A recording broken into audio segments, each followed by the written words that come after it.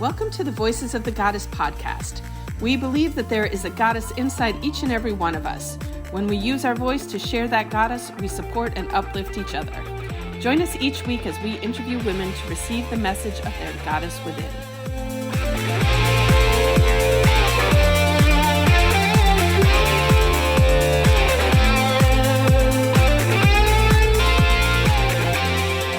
Hello, everyone, and good afternoon. We are excited to be joining you again today. My name is Allyson Mancini, your holistic nutritionist, and I'm joined with my co-host.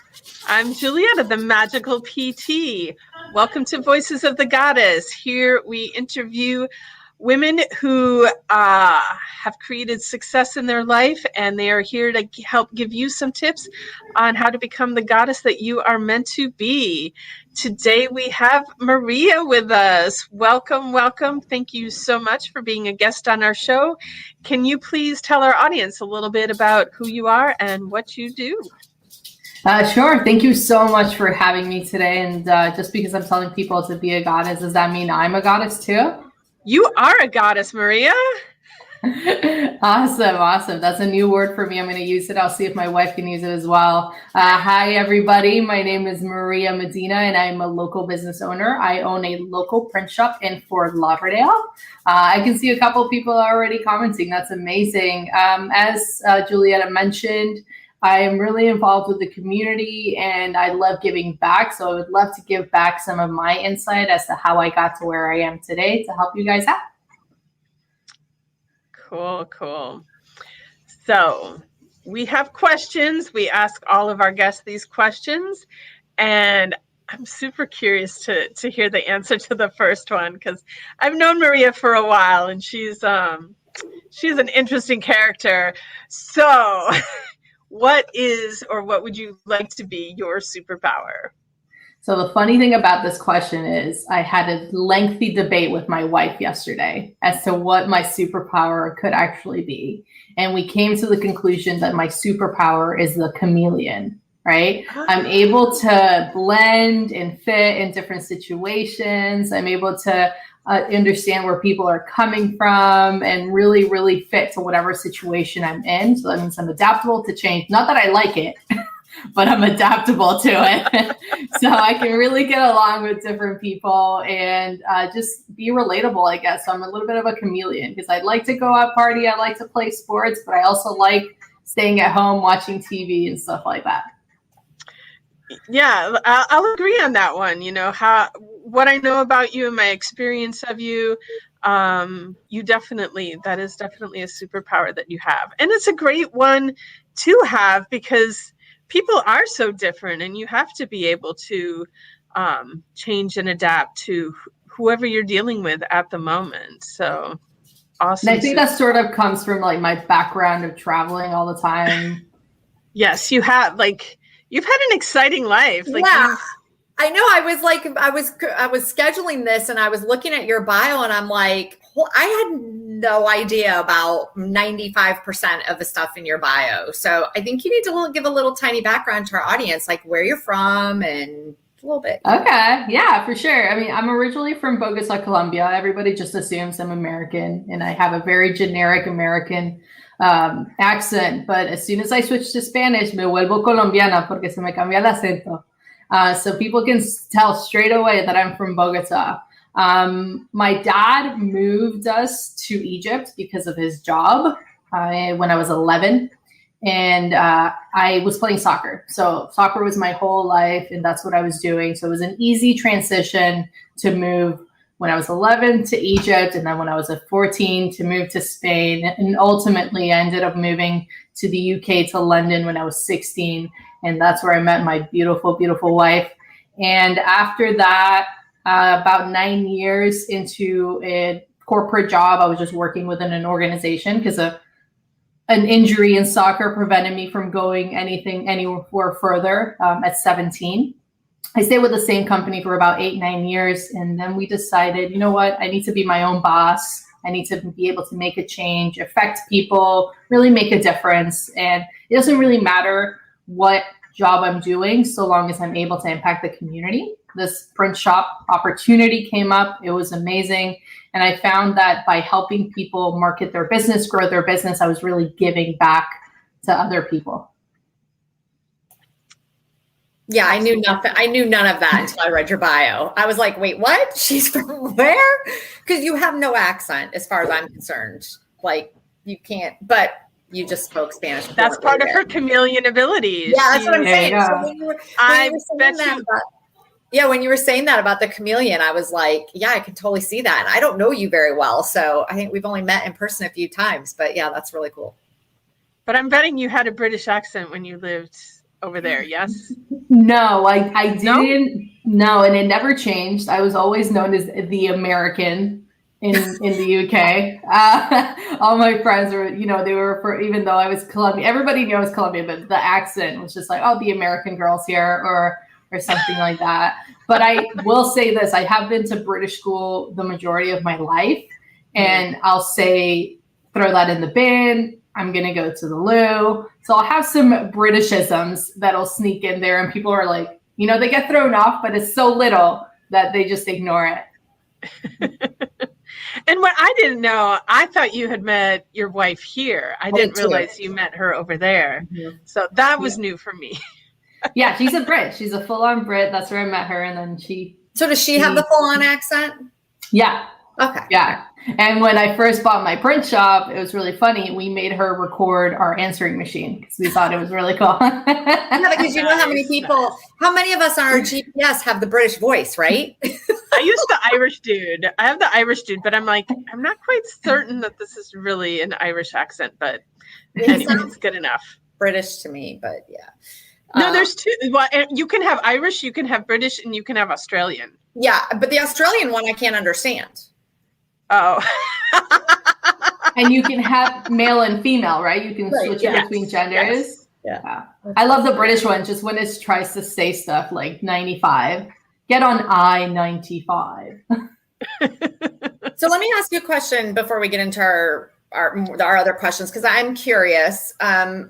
How do you feel? Because I know you were big into soccer. Obviously, that was probably what you were going to do. You wanted to play professional soccer, I'm guessing, because you'd say an injury took you out. I've been there with my son with ice hockey, but I'm curious for you how that experience through soccer has played out in your life. Like, do you feel that has benefited you in ways now that you're in the business world? And how do you think that has helped you? So I think the chameleon part really comes from that, right? Being able to relate to other people. I was very socialized because of sports. So that is one of the main advantages. I got a lot of independence from it because at the age of 11, I was going from Egypt. I was going to Cyprus to go play soccer, basketball, and volleyball. So I was really trained, and it really got me out of my comfort zone because I couldn't be shy in sports. You can be, but you can't be. And then by the time I got to the UK, I was so comfortable in myself that it really allowed me to make the relationships that I needed to progress. And the injury was was in one of the major clubs over there. I was 17. I tore 3 ligaments in my right ankle. And once you pop your ankle once, it's just gone. But ultimately, I think it prepared me to just pivot, to be able to adapt to change fast. And I think that's one of the main benefits of sports. It really socializes you. So I'd love, any kids that are able to, even other types of sports, not like really physical sports or activities like that, clubs like that really help socialize you. Like I was in Scouts as well. So anything like that. In Egypt? No, I was in Scouts in Colombia before I moved. Okay. That's cool. No, I appreciate you saying that, because I found a lot of the qualities you're talking about. I see my son was an ice hockey player. My daughter was a competitive dancer. And I see that in both of them.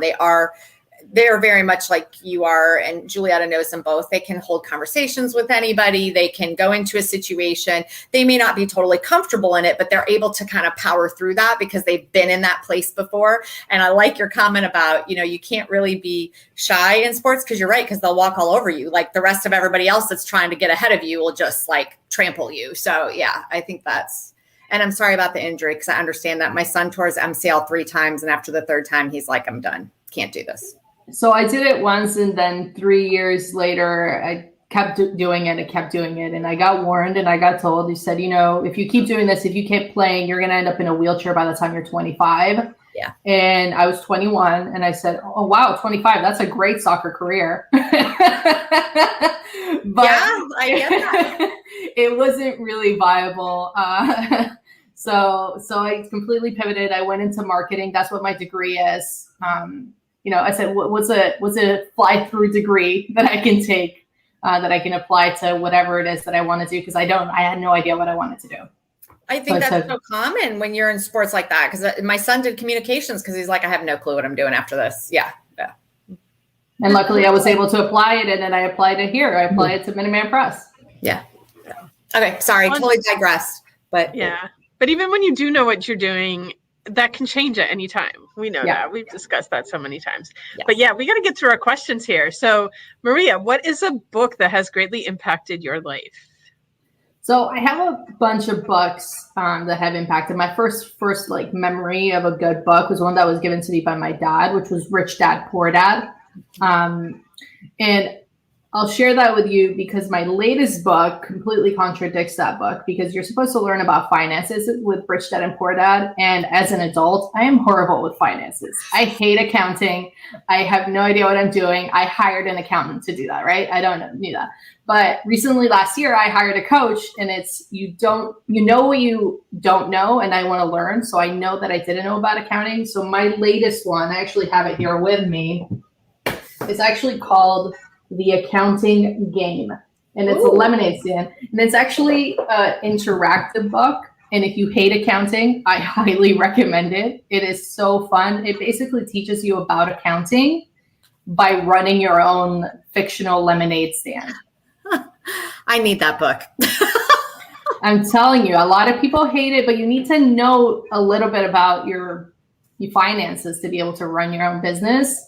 And this teaches you so much from that. But so my first ever book, Rich Dad, Poor Dad. But if I were to recommend a book right now, The Accounting Game, for sure. And I think, we've talked about this on other episodes, like for whatever reason, and, they talk about it, it's like how our brains are wired as women, but math and accounting and those kinds of stuff are something that women in general, whether we struggle with it, we don't like it, we kind of push it aside and we're all capable of this. We need to educate ourselves, and we need to take control of it. And so I love that. I'm going to check out that book. I feel like there must be some cellular memory from centuries ago that keeps us in this weird place with finances as women. Right? I think so too, because I love math, right? There's I have the personality whereby I love that there can be a right and a wrong answer. I hate gray area, and I know the rest of life is a gray area. But I love having a right and a wrong answer, so I love math. But when it comes to finances, I don't know. It's like a block, like a mental block. Like I can work out the numbers, but I don't know what that means. Mm-hmm. Yeah, that's, creating the meaning from the numbers is important. Cool. All right. Our next question is, what is your favorite self-care practice? One of my favorite self-care practices is just watching TV with my wife and just relaxing, just not thinking about anything else that's going on, just really focusing on time with my wife, talking to her, and really having fun watching new TV shows. Right now, we're actually watching iZombie, and it's hysterical, and you just get lost on stuff like that. It's just fun sci-fi TV shows. We love that. And every now and then we'll go to a convention. So we're actually planning to go one. I think it's in October, and it's in Texas because she's a huge Charmed fan. And one of the Charmed sisters is going to be there. So we're going to go, and it's going to be super fun. I feel like I need to watch this Charmed. This keeps coming up. I know it came up on one of our other episodes. My question is, have you guys watched the new Charmed? Oh. And you haven't. So then you don't have thank you. To share with me. I mean, I will agree. Like, you can't, the original is the original. Don't swear at me, Julietta. The new Charmed. No. I'm totally a Charmed fan, and I watched the new one just because I had to. I was curious, and yeah, it's the old Charmed is way better. But so I'm curious, which one is going to be there? Holly Marie Coombs, Piper. Okay, cool. And if you know that she's going, probably Brian Krause, Leo is going to go. So there'll be a couple. Cool. I love that. But I myself, I'm a Buffy fan. I'm a huge Buffy fan. And that's how we met. That's how I met my wife, through a meetup group for Buffy the Vampire Slayer fans. When you stop caring about what other people think and just do what you love, you're gonna meet the right people. Absolutely. And all my friends were like, what are you doing? Where are you going to this? And I'm like, no, I love Buffy. I'm gonna go. And I met my wife. Oh my gosh, that's awesome. But also what I loved about this too is that like there's a piece of me, the judgmental, there's this Judge Judy that lives in my head that judges everything. And there's a piece of me that, even though I watch TV, obviously we're talking about it here, but I have this judgment that, watching TV is bad. And I was actually watching TV with a friend the other day, and they were like, yeah, I just need something to like take my mind off of everything right now. And it was like, yeah, TV can be that thing that just like gets you out of your head, makes the hamster wheel stop, makes the monkey brain stop. And you can just immerse yourself in another world for a while and just let everything recharge. And so like hearing you say that, that's just kind of like, cements it. Yeah, it's like, hey, it's okay to watch TV, and I don't have to judge myself anymore when I want to watch TV. It's good self-care. So there we go. No, yeah, you can get lost in other people's lives, and like especially like murder mystery ones. We really love like murder mystery, like real life ones, and you start coming up with theories, and you're like really interactive, talking about like who did what. Did you watch the Cecil Hotel? No, I haven't. Okay, so then I'm going to write that down. Okay, go to Netflix and look up Cecil Hotel. It's the famous hotel in LA, and there's a huge murder mystery. It's so good. Okay. So I'm writing it down. Wrote it down. I wrote it down. Okay, I will admit I am guilty. My guilty pleasure is 100% that. Like at the end of the day, after I've worked a full day, I've been doing, I'm doing everything. I'm making dinner. I'm dealing with the dogs, dealing with my daughter now that she's home from college for the summer. Crazy busy working. And at the very, very end of the day, like 7:30, 8 o'clock, I like to sit in front of the TV and zone out for a half an hour to an hour in front of something. Like I jump all over the place. I do documentaries. I do like Bridgerton and, all these trashy, whatever you want to call it. I don't know what you want to call them. I'm on Hulu. I'm on Amazon Prime. I'm on Netflix. Now I'm on Disney Plus. Oh my God, Disney Plus. There's so many. You don't even need cable anymore. Okay, Disney Plus, hello, for adults is amazing. They have, first of all, they have all the great movies we grew up with, first of all. And secondly, they have so many great things. Like if you haven't seen Cruella yet, so good. Anyways, okay. I just went off on that. Sorry. All right, we got to get our fourth question in. And Miss Maria, super successful business owner, we know that somehow you've created accountability. You don't get to the success level that you have without it.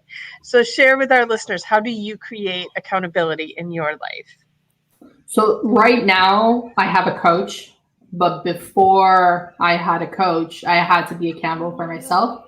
And I was really, really horrible at it to begin with. So don't be scared to be horrible from the beginning, right? At first, I came in here and I was like, yes, let's go, business, go. Let's do everything. We're going to participate in everything. And I almost burned myself out after a year. So I use a little bit of my wife to help me, maintain some balance. So I tell her things that I'm going to do. And she's always so good about like following up. How's this going? How did that work out? But a little tip that I got, and I've been using this, and this was actually a present from my wife's grandma, and it is a planner, and it's a little planner where I literally write everything that I'm doing, and it has hourly, it's got weekly, it's got everything, and I put everything that I'm going to do, and I make it a point to cross it out at the end of the week. It's so satisfying to cross it out as you go. But if I say I'm going to do something, I write it on my planner and I make sure that I get it done. And if I don't get it done that week, that's fine. You know, stuff happens. You can't always control what happens around you. So I move it to the following week, but I make sure that stuff gets done and gets moved through my little planner. What's the brand name? Is that it? The little planner? No. It's called Erin Corden. Oh, yeah, I know her. She's got great planners. Yes. And they can do like weekly, they can do monthly, but I use the hourly one. Yeah. And I'm telling you, this is my third year using it, and it has been amazing. Yeah, she's got great stuff on her for planning. She's got little fun Post-it notes that you can have fun with, and stickers and stuff like that. So it makes it fun. This is a whole side of Maria I've never seen.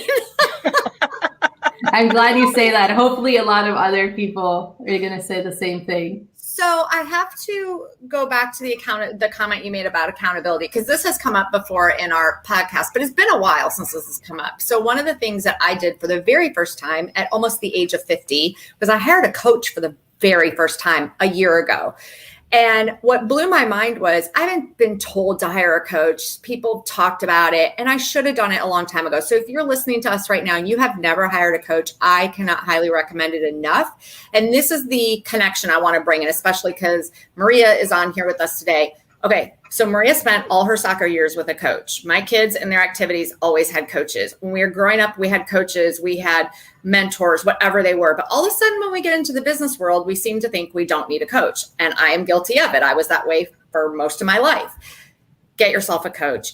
If you are struggling to hold yourself accountable or finding ways to do that, there are so many coaches out there right now. You can reach out to Julietta and I and Maria. We have a pocket full of coaches that we could refer you to, but I strongly recommend it because it truly can change your life. And Julietta, I know you've had coaches and done programs throughout the years. So for sure. Since we're getting close to that time, I'm just going to do it anyway. This is my takeaway right now. I'm presently in this moment. I'm not actively working with any coach. And I feel like this is my message from the universe, hey, it's time to get someone on your butt again and, it's time to level up, and leveling up works the best when you have a coach there to show you the way to the next level. Yeah, I like that. Cool. Okay. What's your takeaway, Allyson? This is really funny, but my takeaway is not to feel guilty anymore about watching my shows. That's it. I love a good hour at the end of the day to just sit and totally veg out. And like you said, escape out of whatever I'm dealing with and just relax. It is extremely relaxing to me. I don't spend a ton of time on TV, and I really watch very particular things. But yeah, I'm just not going to feel bad about it anymore. I'm going to enjoy every single moment of it. Well, and you say that what's been judgment has been coming up for me again. I know I've lived my whole life trying to be a perfectionist and holding myself to standards and judging myself so bad, and judging other people too. But ultimately, even judging other people was so minute compared to the level that I would judge myself. And I've done a lot of work on letting that go, and I've made a boatload of progress. But this past 2 weeks, I've seen myself again and realizing there's still a layer of judgment there that I haven't let go of. And it's just having that awareness. It's you can let go of even more judgment. And so, everybody out there, if you're judging yourself for something, stop it. And that also applies. It's funny you say that, because I just went through, and I don't know if you saw my social medias, but I just went through Tony Robbins for the last 4 days. And I did it in 2017. I just did it over this weekend. And that's one of the things, who's setting your deadlines? Who's setting your goals? And it's you. And are you setting, unachievable goals and then berating yourself for something that you couldn't have possibly even achieved. Like, why are you doing this to yourself? Because the only person that could truly, truly affect your state of mind is yourself. Mm-hmm. Yep. So true. Maria. Was that all the Tony Robbins was all virtual, I assume, right? Yes, it was all virtual, and they're coming to West Palm Beach in November. So if you want to do that, that's going to be a live one, the first live one in 2 years. Yeah, a lot of them are coming back this fall live, lot of stuff. So it should be interesting. Yes. All right. Maria, what is your takeaway from the show? My takeaway, I actually take it from Allyson saying she doesn't know me very well. It's to actually try and connect with people that I feel like I know but don't know quite well. So I might start reaching out to some people that, I've connected with multiple times. We've seen each other at different things, but I haven't really gotten to know and getting to know their story. Mm-hmm. I think that's my main takeaway. And if I could say something about the coaching, I know a lot of people may not be able to afford it. Sure. Something that some people are doing right now from the event that we just did is they created a little peer group, and they created a WhatsApp group with a bunch of people. They set goals and they're holding each other accountable. So it doesn't really have to be a coach, but if you tell somebody else mm-hmm. what your goal is and what you're looking to achieve, that's another way to hold yourself accountable. For sure. Because, Julietta and I did that when we went into the pandemic. I don't know, it was a couple weeks in, and I called her up one day and I said, this is really freaking me out. I feel very unsure. It's just so much unknown, and I don't really like it. And I have no clue I was literally in the middle of trying to figure out what to do with my life. And I said, can we have a phone call every week just so I can bounce ideas off of you, blah, blah, blah. And she's like, yeah, that sounds great. Okay. Those phone calls, and I'm not taking credit at all because she had to say yes to me to do this. But those phone calls led up to us really growing our relationship as friends and as co-hosts and becoming podcasters and doing all these things now. We have now over 30 interviews we've done with women that are just amazing. And it's so exciting and so awesome to see and meet and hear all these amazing things that these women are doing. So yes, accountability peer groups are amazing too, or an accountability person or something like that. Yes. All right. Unless either of you have something else to add, it's time for us to wrap up. So first, I want to thank you, Maria, for coming on the show. This was great having you. And great for Allyson to get to know you better. No. Thank you. Thank you for having me. We've run into each other at networking events and through, you know what I mean? And we're friends on social media and we comment on each other's stuff, but we've never actually had a conversation like this. So this was nice. Great. So, and thank you to our audience for listening. If you've liked what you heard, please subscribe, share, comment, review, all that good stuff. Please do it because we want to keep this going, women supporting and helping each other, lifting each other up. And everything that we talked about in this show, you'll find links to it, how to find Maria, how to find the things that we talked about. It'll all be in the show notes and in the comments. So get connected and have a magical day. Bye. Bye, Maria. It was good to see you.